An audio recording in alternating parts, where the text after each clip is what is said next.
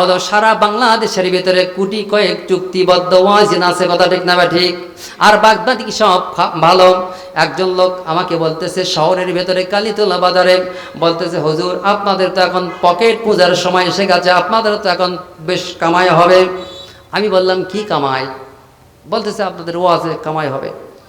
বলছে আমি তো এখনো 2-3 তালা করিনি ভাই, আমি তো এবার দিয়ে 25 বছর হবে আমার ওয়াজের সময়, ওয়াজের বয়স হবে 25 বছর, কিন্তু আমি তো অতদূর পর্যন্ত তালাই করতে পারিনি, বাড়ি করতে পারিনি, তাহলে কামাই কোথায় হলো?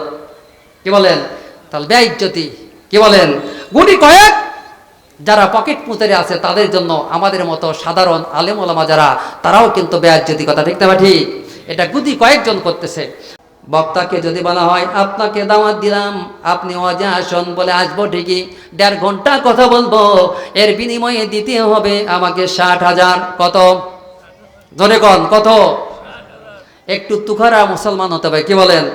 নারে ভাঙ্গা মুসলমান হলে তার কোনো জায়গার দাম নাই। লুসা বাগুন চেনে তো? লুসা বাগুন, বাগুন যেটা একেবারে থ্যাত্তারা হয়ে গেছে, কয়েকদিন কিনেছেন, কেনার পর বাগুন লুসা মারা হয়ে গেছে, টিভি দিলে কি হচ্ছে?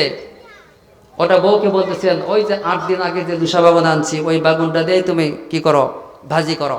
বউ যখন ওই লুসা বাগুনটা হাতে নেবে, নেওয়ার পর আপনাকে ঠিক রাখবে কত?